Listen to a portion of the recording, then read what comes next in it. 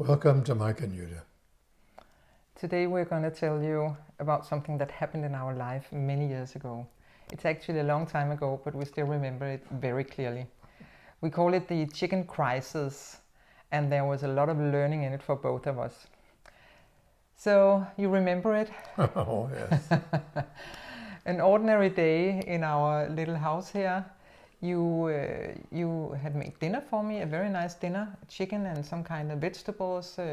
And when it was served, I praised it and said it's really nice and it looks good and it tastes really good. You seasoned it very well. She should have stopped there. I should have stopped there. I know that now. So the mistake I made was that I had the intention of suggesting some improvements for me. So it's really important to remember the intention. So I said, if you have given the chicken a bit less in the oven, I think it would have been more tender.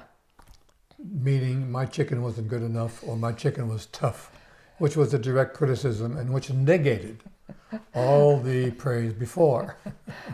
Still some feelings. So the idea is be very careful when you tell a man how to improve something he's already done, because most likely he will perceive that as what he has done is not good enough. So I said it could have been a bit more, and you thought my chicken sucks. and we can laugh about it, and we could the day after, I think. But it was a crisis. Yes, You were angry, mad. And I was really confused because my intention was to kind of help improve this. In a way, sometimes it's a woman's way of telling a man that she respects him and is trying to help him and trying to be better. But for a man, it's pretty much of a criticism. It's but like I didn't want to improve you or make you better. I was just talking about the chicken.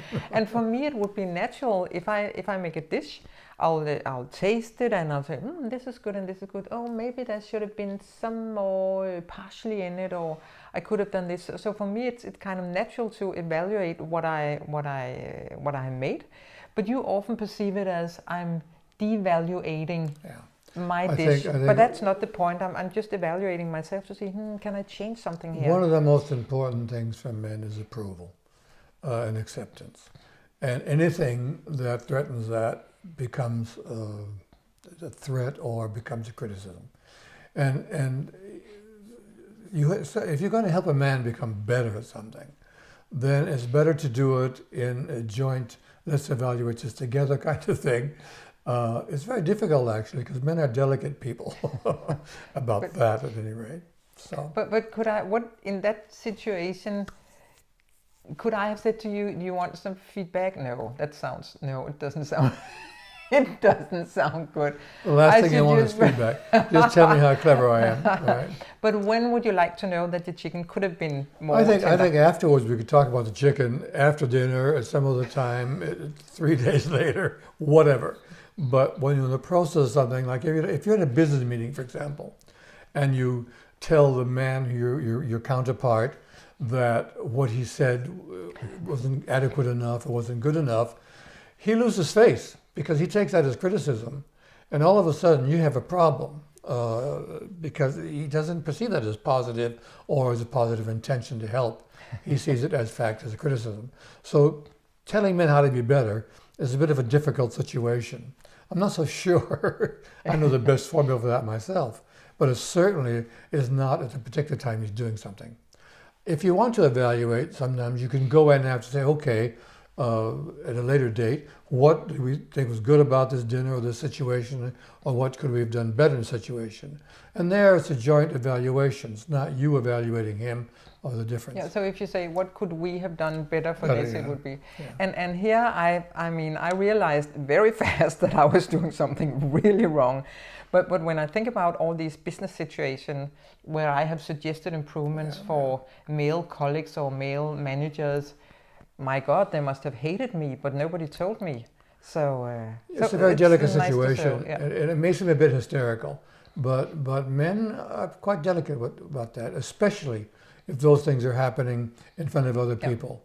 Especially in front of other men, I guess. Also that, because So we tend to feel like we're losing face, especially if we accept it or perceive it as a criticism. It was not. Or that we're not good enough. It was not a criticism. It was not. It was a suggestion. It was okay. My chicken sucked. So we still remember very clearly, even though it's many years ago, we still remember, and we talk about the chicken crisis. The idea is be careful when you're telling a man how to be better. He has to know. He has to have your acceptance first, and then he can improve certain things. And it's generally a good idea to do it when you're alone, if a business, or in a joint. What can we do to make these things better, kind of thing. And if it's your husband at home, just praise him. How is the chicken? Wonderful, wonderful, dear. No. Great chicken. Great chicken. Okay. Okay. Thank you very much. Thank you.